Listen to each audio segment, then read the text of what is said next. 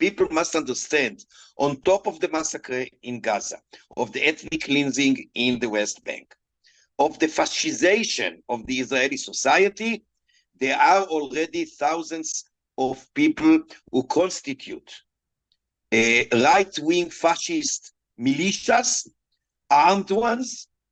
They will use their arms, and they will use it, then we'll use them against us. It may be tomorrow, it may be in 1 month, it may be after the elections, if the right wing loses. They will not accept that. We are approaching a civil war.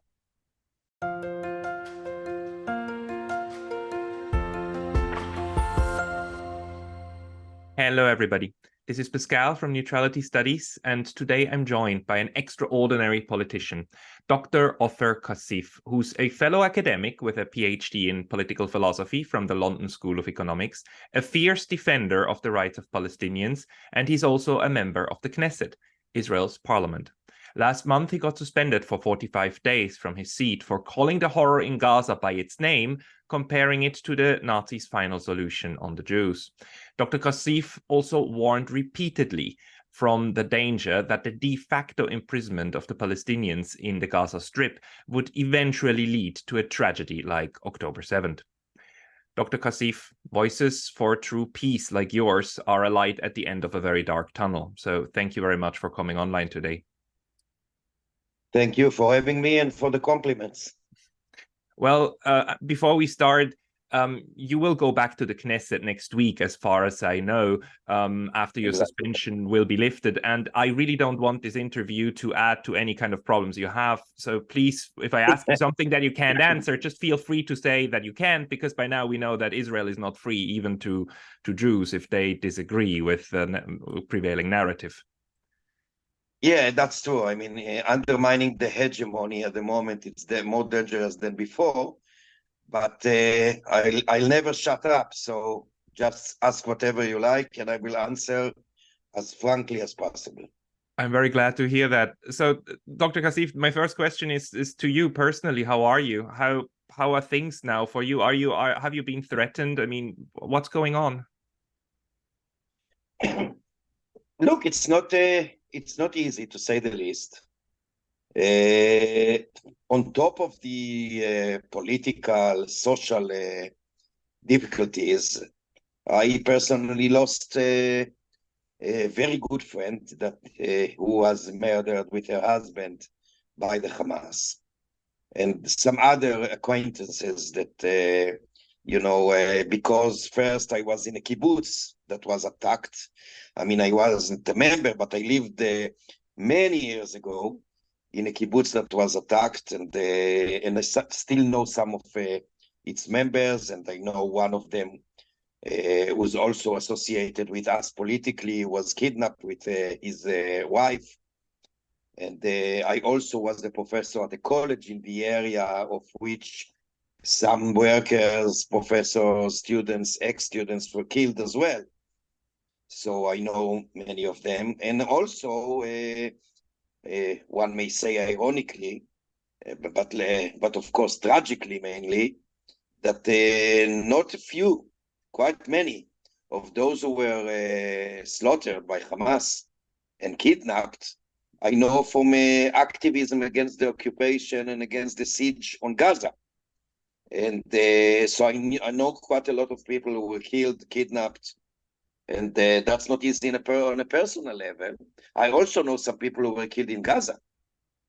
So it's not easy, personally speaking. And of course, as I said, as a politician, it's very difficult because, we've been attacked by vicious thugs, the Hamas. But now Israel retaliates, as it were, by a massacre of its own. And there's no other way to describe it. So, and I will continually will refer to what Israel has been doing in Gaza as a massacre, because it is. So, morally and as a human being, it's a disaster, but we continue our struggle, our common struggle, Palestinians and Jews together, in my political movement. to struggle for a good future for everybody who lives here and beyond. We are speaking on November 28th, and by now, I mean, the official death toll of on the Israeli side of what happened on October 7th is about 1,200 people, and by now in Gaza we know it's already 15,000 who have died, and probably this number will increase because the humanitarian situation is just beyond catastrophic. Although at the moment there's a ceasefire. Absolutely. Do you think? Let me ask you about the ceasefire. Do you think the ceasefire has a chance to hold and go into something lasting, or as soon as all the hostages are released, do you think Israel will continue? Unfortunately, I think, and I'm afraid that Israel will continue even without the release of most of the hostages, because as we know, the ceasefire, the agreement they reached to, doesn't even entail the release of the majority of the hostages, but only some of them. Of course, I totally endorse and embrace the release of hostages, and I call to not only me, my companions and myself have been calling for the release of all for all. That means an exchange of Palestinian hostages and prisoners, and the hostages and prisoners that are in Gaza now by the Hamas. That's the right thing to do. That's the moral thing to do. Unfortunately, the last thing we can say about the Israeli government is that it's moral. So I don't expect it to continue with the ceasefire. I'm afraid that in a couple of days, the assault on Gaza will continue. The death toll, as you said justly, will increase, not only by the bombarding of Israel, which I'm afraid is going to be renewed, but also because, as you said, the conditions there in Gaza, everybody knows, are inhuman and, inhumane, and the need of water, medicine, fuel, food, the starvation in Gaza. Gaza is a ghetto. It's been a ghetto since the siege began. And of course, the catastrophic situation is on a continuous deterioration. So I'm afraid that the death toll will increase. And let's not forget that it was just published in New York Times, by the way, as well as in Haaretz newspaper, that the vast majority of the victims of the death toll is children and women. So everybody who says that Israel has been targeting the Hamas terrorists, etc., is either a liar and ignorant, or just blind. The vast majority who are targeted, and the vast majority in this terrible war, on both sides, the vast majority of victims are innocent civilians in Israel and in Gaza. It must be stopped. The whole point about international humanitarian law and the rules of war, in war, is to designate certain people who you cannot attack. Whatever happens, you cannot attack them. Civilians, children, women, you cannot attack them. Hospitals, you cannot attack them. Come what may, it's not possible. But it's still happening, and Israel is still doing this with public consent, it seems to me, in the West and in Israel.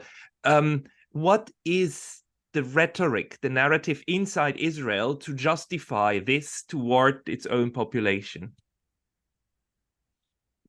First of all, you're totally right.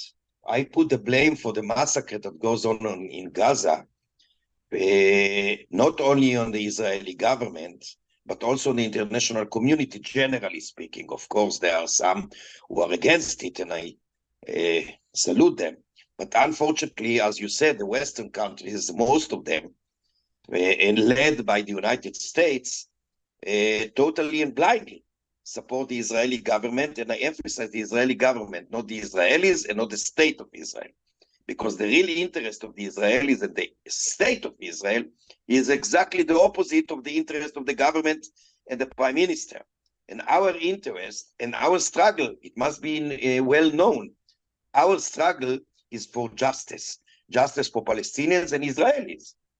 And justice means peace. Not only a ceasefire, a lasting ceasefire, a real peace. That entails, of course, ending the occupation.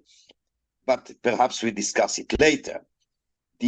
What's going on within Israel, unfortunately, socially speaking, not only the government, is that given the really monstrous massacre that Hamas committed, there's a sense of rage and revenge. And because of that, the vast majority, unfortunately, of Israelis are against the government, but support the war or support the assault on Gaza. How many, in percentage, how many people do you think supported? I guess that around 70%, 75%, I guess. That's what I imagine. I didn't see any statistics about it recently, but I guess that around 70-75% for sure, perhaps more. But the problem is that there is no policy, there's no strategy. There's only a sense of revenge and rage. It can be understandable, of course, the rage and the revenge. But we as human beings, I mean, you are entitled as a neutrality studies, you deal with neutrality studies. And that comes, of course, from a very long-standing liberal tradition, basically a Kantian one. So if we endorse for a second the rhetoric and the ideas of Kant, so it's definitely you always have to see the other as if he was part of a human kingdom. That's the third part of the categoric imperative. And this is exactly what must guide us even in front of rage and the will to revenge.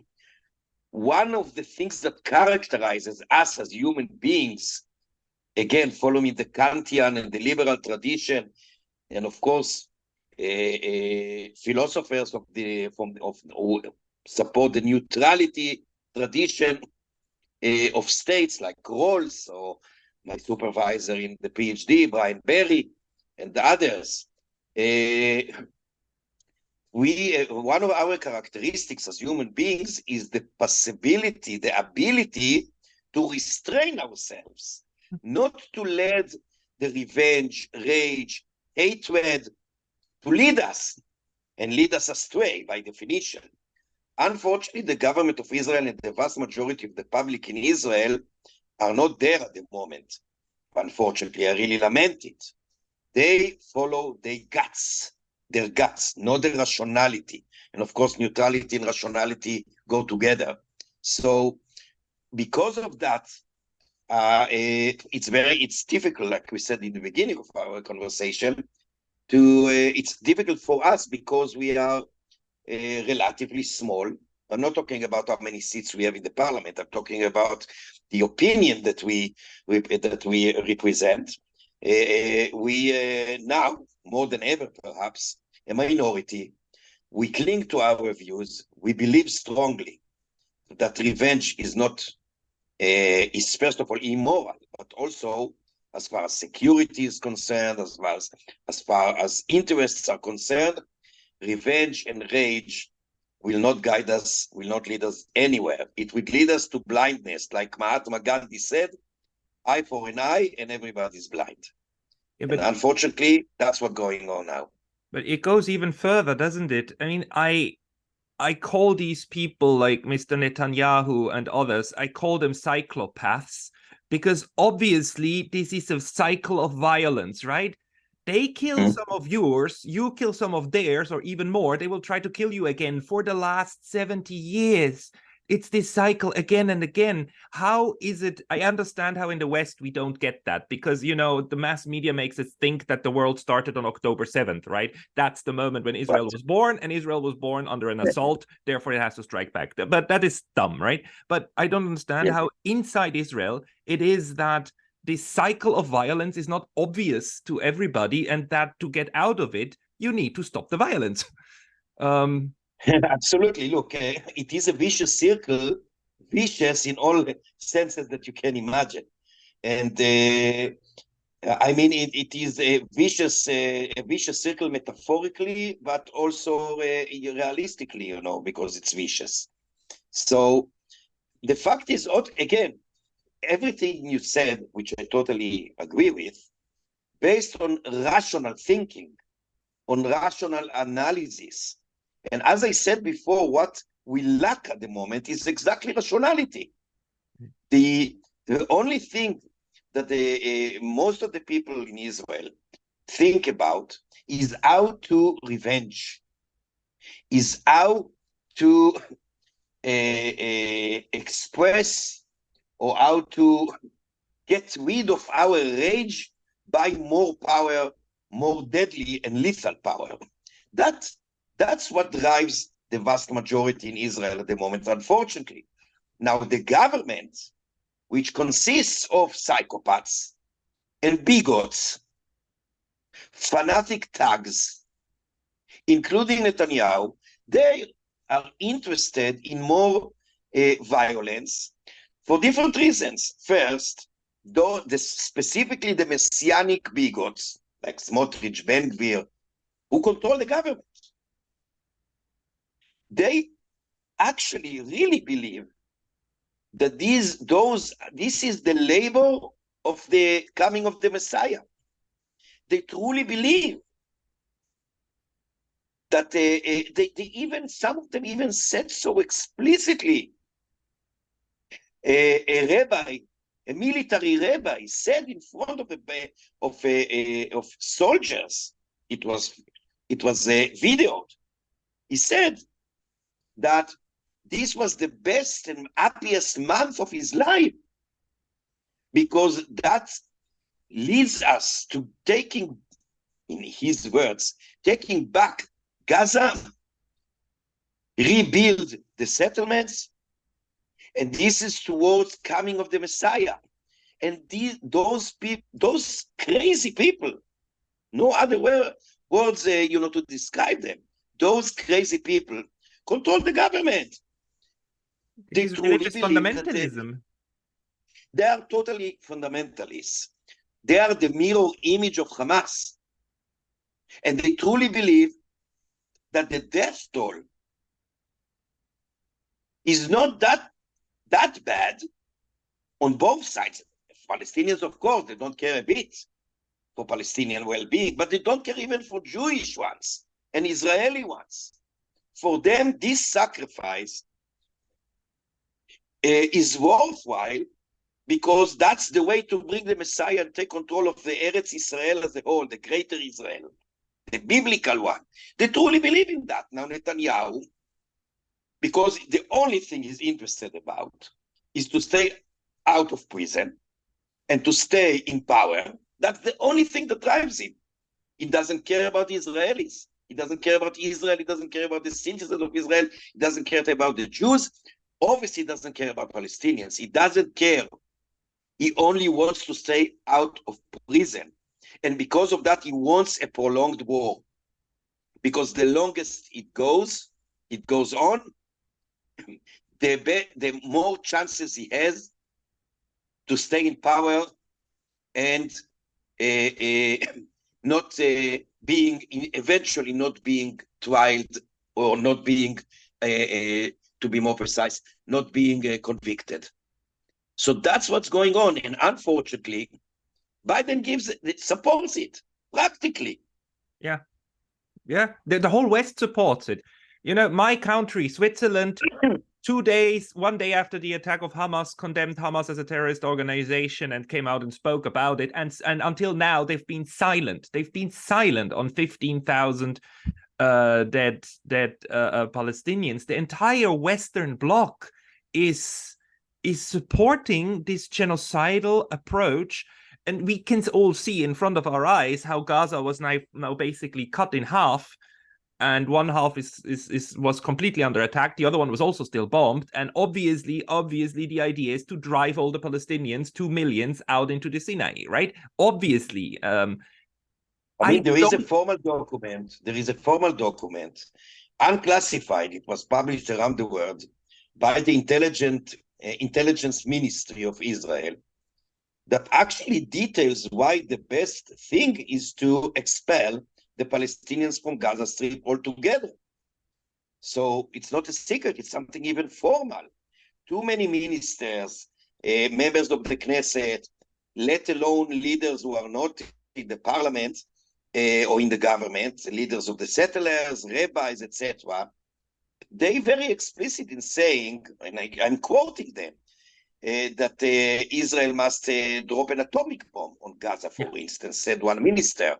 Another member of the Knesset, the vice speaker of the Knesset, said that Israel has to burn down Gaza. And this is only the tip of the iceberg, because that's the hegemonic, the dominant parlance at the moment in the Israeli society. Of course, that's not to say that everybody thinks the same. Absolutely not. There are thousands and thousands of Israelis, Jews, and Palestinians and others who oppose this and who are totally and who agree with more or less with the views that I represent. But the majority at the moment are there. And I'm truly afraid that they will regret it and change their minds, if ever, when it's too late. And we are approaching the deadline. And what do I mean by that? On top of what we've been discussing thus far, the massacre that Israel commits in Gaza, the ethnic cleansing in the West Bank, the fascist dictatorship that is gradually forming within Israel, persecuting so-called dissidents, suspending students from universities because of posts or tweets. Same about workers who've been fired, like teachers, including a friend of mine, only because they expressed sympathy with the civilians of Gaza and called for ceasefire, not because they really supported Hamas, perish the thought. And of course, altogether prohibition of demonstrations in Arab cities and villages, for instance. It's totally forbidden to demonstrate. It was endorsed by the Supreme Court that it's forbidden for Arabs to demonstrate in their own cities. It was allowed to demonstrate against the war in Tel Aviv, but it was in a relatively marginal place, and there was a limit of numbers. And as I said, in Sachin and Al-Fahim, two big cities, Palestinian cities within Israel, the police altogether refused to grant the right to demonstrate, and the Supreme Court upheld this prohibition of the police. So, but on top of that, one thing that I want everybody to remember, no less, perhaps even more than what I've been saying thus far, Itamar Ben-Gvir, who is the minister of so-called national security, who is a fanatic bigot, not only fascist, racist. He is an admirer of Baruch Goldstein, who butchered 29 Palestinians while they were praying in El Khalil 30 years ago, almost 30 years ago. He's an admirer of him. He's a minister. He's a convicted supporter of terrorism, of Jewish terrorism. He a few weeks ago, issued a decree as a minister that allows almost anyone to have arms, to get arms, not guns, but M16 rifles. The vast majority, in the last month, 7,000 Israeli citizens got armed by the minister. Obviously, the vast majority of those armed thugs are those who more or less support the political views of this terrorist, of Ben-Gvir. And by the way, in order to get the arms, you must participate. One has to participate in a ceremony with the minister. If one doesn't want to participate, that means that one doesn't support or sympathize with the minister. So the right of this guy or woman, doesn't matter, the right of one to get the arms is revoked. But so now there are militias, there are literally armed militias of the fascists waiting for an order. And I want everybody to remember my words, because we are going to be targeted. Sooner or later, as the Russian playwright Chekhov, famously wrote, if a gun appears in the beginning of the play, later on it will necessarily shoot. That's what we are approaching. People must understand, on top of the massacre in Gaza, of the ethnic cleansing in the West Bank, of the fascization of the Israeli society, there are already thousands of people who constitute right-wing fascist militias, armed ones. They will use their arms, and they will use it, then we'll use them against us. It may be tomorrow, it may be in 1 month, it may be after the elections, if the right wing loses. They will not accept that. We are approaching a civil war. Dr. Cassif, this is the formation of an SS. This is exactly what happened in Germany. This is what the Nazis did. They formed their own militia, and then they started using it, incorporating it into the state, and using it against their own people. You can see it in many fascist examples. In Italy, there was the Arditi.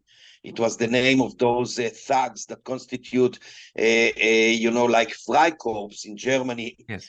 And in some other places, you could see it everywhere that fascism raises its ugly head. You can see such fascist militias led by one or another fascist figure, and they were loyal to it, or to him normally.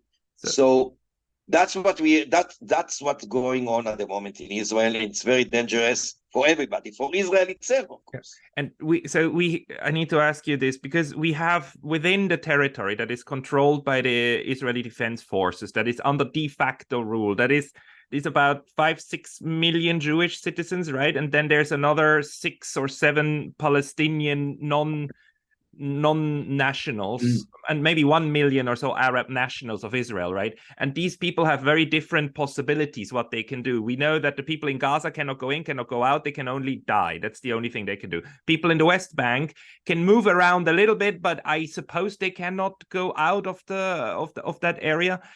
Anyone who can leave, if we're now confronted with a fascist state that will probably turn its guns against even their own people, even you, at what point do you tell people you have to flee? If you can flee, flee. First of all, as to the numbers, between the river and the sea, there are more or less 50-50, 50% Jewish people and 50% Palestinians. So, and the Palestinians, of course, are divided between 4 different areas. I do not refer so much to the territory as to the formal and practical status. So in Gaza Strip, there are about 2.5 million Palestinians who've been under a very brutal siege blockade since for 16 years now, since 2007. And of course, as you said, even before the massacre and the assault on Gaza began, they were under a siege, which, what did it mean? It meant that practically that Israel still controls Gaza Strip, as opposed to the myth that Israel left Gaza Strip in a disengagement. Israel didn't leave Gaza, never.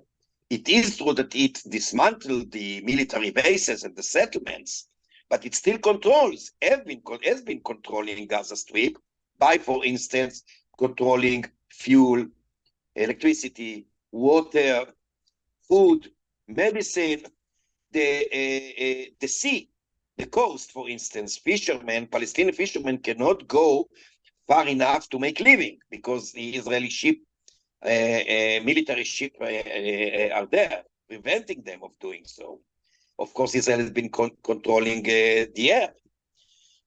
And since the 7th of October, of course, and the assault, since the assault on Gaza began, of course, it's much worse, because it's not only the death toll and the total destruction. Everybody can read, the reports by different human rights organizations, the United Nations, even the European Union just issued yesterday, I think, that it is the death toll of citizens in Gaza by Israel is the highest in the 21st century, including all other wars, including the war in the Ukraine and etc. So there the situation is probably the worst, and of course the status of the Palestinians in Gaza was worse even before the massacre committed by Hamas and the war. The status of Palestinians in the West Bank is bad enough. As I said, there's an ongoing ethnic cleansing there, even before the massacre. In the last year, under this government, although it began before, in the last year, the settlers, who are by international law, all the settlements are illegal. There are also so-called outposts, which are illegal even according to the Israeli law. This government forbids the Israeli military of dismantling those outposts and removing them. So most of them are still there. Those are terror nests, because those thugs who live, the vast majority, who live, not the vast majority, I would say perhaps 100% of those who form those outposts are Jewish terrorists. They've been committing for 1 year and more pogroms against Palestinians, cutting the trees, burning down the fields, burning down houses, torching houses on their inhabitants, on their residents. And now it's much easier under the smokescreen of the war. The pogroms by settlers grow stronger and bigger and deeper under the auspices of the military and the encouragement of the government. So that's the second status. The third status is of the Palestinians who live in occupied East Jerusalem. They've been suffering from ethnic cleansing for ages, similarly to the Palestinians in the West Bank and more. So, although they are kind of Israeli residents, they have this status. So officially, the situation is better than the Palestinians in the West Bank and Gaza Strip. Still, to some extent, the situation is even worse, because Jerusalem, as we know, was annexed formally by the state of Israel, but the Palestinians there are not citizens. So, of course, there are consequences to that, especially as far as house demolition is concerned. Sheikh Jarrah, which is a very famous neighborhood occupied by Israel, has been suffering for ages from the violence of settlers who invaded there by the protection of the police. And the fourth status is of the 20% Palestinian citizens of Israel who are Palestinians. So they are, in comparison to others, in a better situation. They, at the moment, can vote and be elected. They have, of course, freedom of speech and demonstration that the Palestinians of the three other statuses I mentioned don't have. Still, of course, they are far from being equal citizens, and now they're under not only under a threat, but there is a war waged by the government against the Palestinian citizens in Israel. So those who I mentioned before were persecuted, arrested, interrogated, put in prison, suspended and fired from their jobs and from the universities, are mainly Palestinian citizens. I think 90% of them are Palestinian citizens. By the way, this is a classic apartheid. Yes. People think of apartheid as if it was, two different systems of laws, but they forget that one of the basic things of apartheid was divide and rule, and to distinguish the non-white population into different Bantustans and to different groups. That's exactly what Israel has been doing. The Palestinians of Gaza, Palestinians of West Bank, Palestinians of East Jerusalem, Palestinians are citizens in Israel. This resembles too much the apartheid system, on top of other things, of course. So that's the situation, and it is on a continuous deterioration, given the support of the international community, primarily of Europe and the United States. Yeah, and I apologize. My question was stupid, because of course the entire goal of these fascist extremists is to get rid of all the groups of people that they dislike. So they would nothing more than all of them going away. But two more things. If I may, what you just say, it's not imaginary. People must understand. The same Smotrich that I mentioned before, who is currently the Minister of Finance and also a minister in the Ministry of Defense, one of the worst bigots and racists in Israeli politics. Just to understand who we deal with, he was arrested during the disengagement plan on his way to execute a terrorist attack. He was never charged for strange reasons, but it's not because he didn't do something. It's not only that. A few years ago, as a member of the Knesset, he explicitly declared that he refuses that his wife will be in the same room in hospital when she gives birth with an Arab woman. That's the guy. He published in 2017 a plan which is called the Subjugation Plan. It is published in English too. You can Google and find it. And it consists of three main components or elements. First, Israel must annex the occupied Palestinian territories without granting basic rights to the Palestinians. That means turning the practical apartheid into an official one, although some laws already did it, but that's, taking everything to the end. Second, the Palestinians will not be ready to accept their lot as subjects and not citizens, will be expelled. And third, those who are going to resist are going to be killed. This is something that he published. And he is a major, not a minor minister nowadays.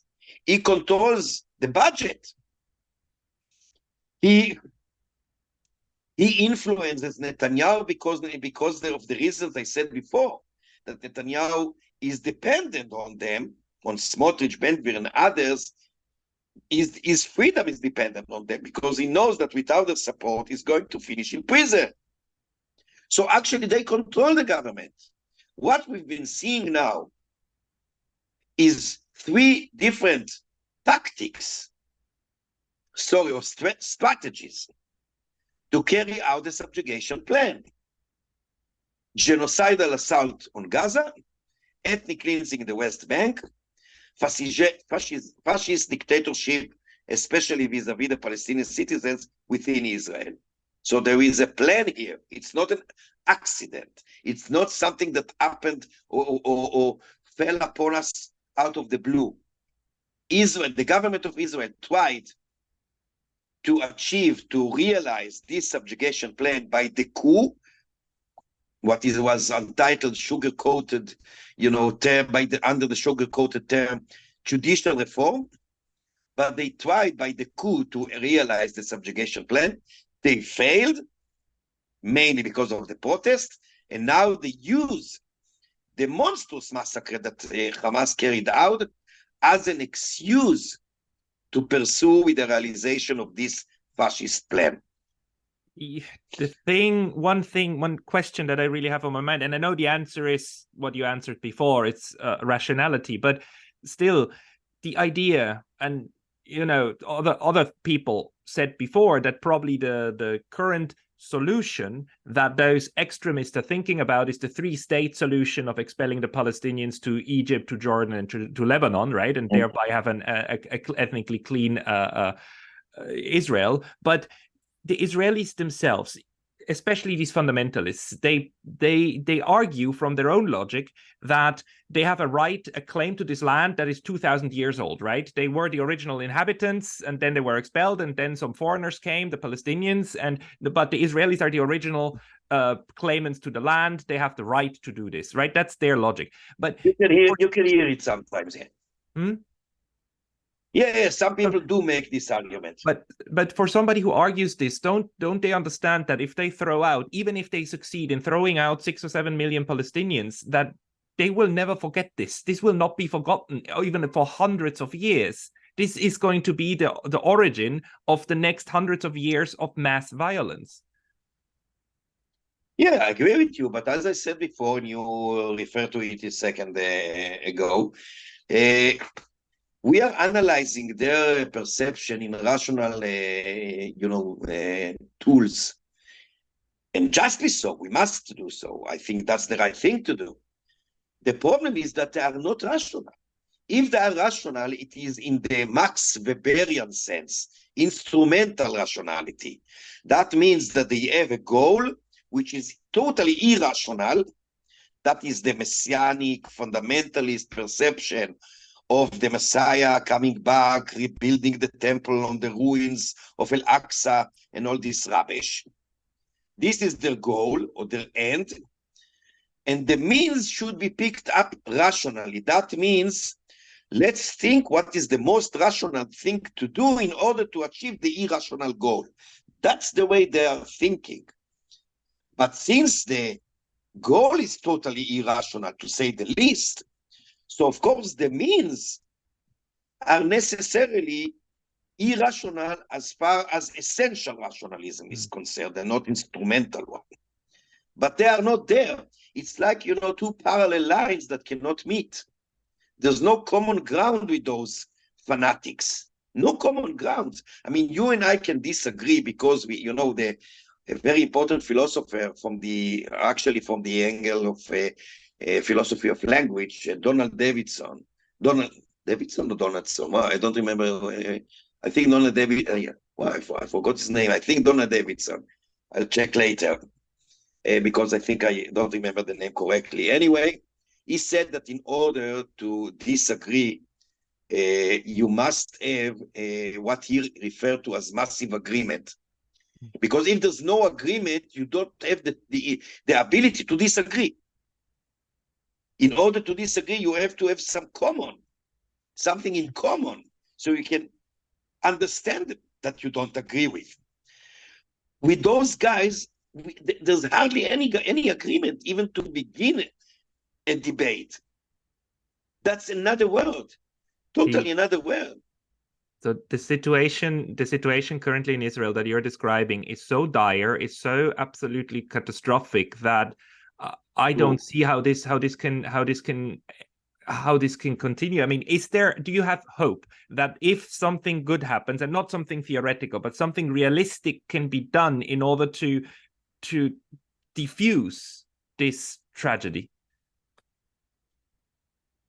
Look, I'm a philosopher that I really like, a Marxist one, Antonio Gramsci, an Italian communist.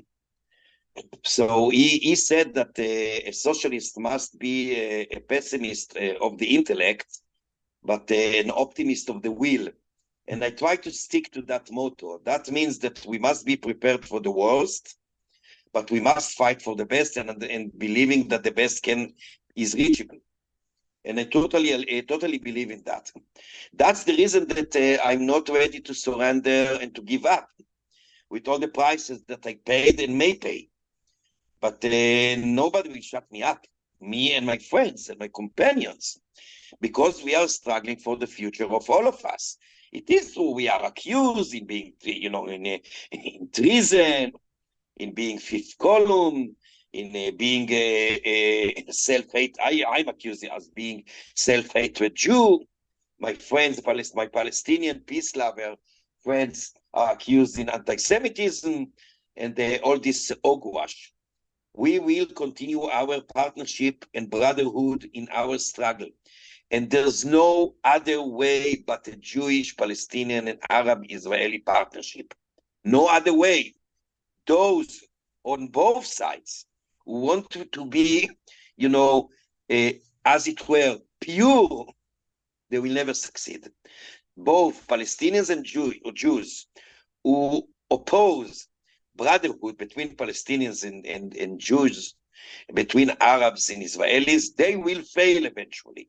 Perhaps not tomorrow, perhaps not even in 1 year. That's a very, Sisyphus.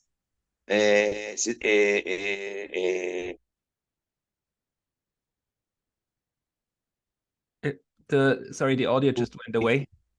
Someone called me, I'm sorry. But we will continue. We'll continue, and I'm sure that we'll eventually win.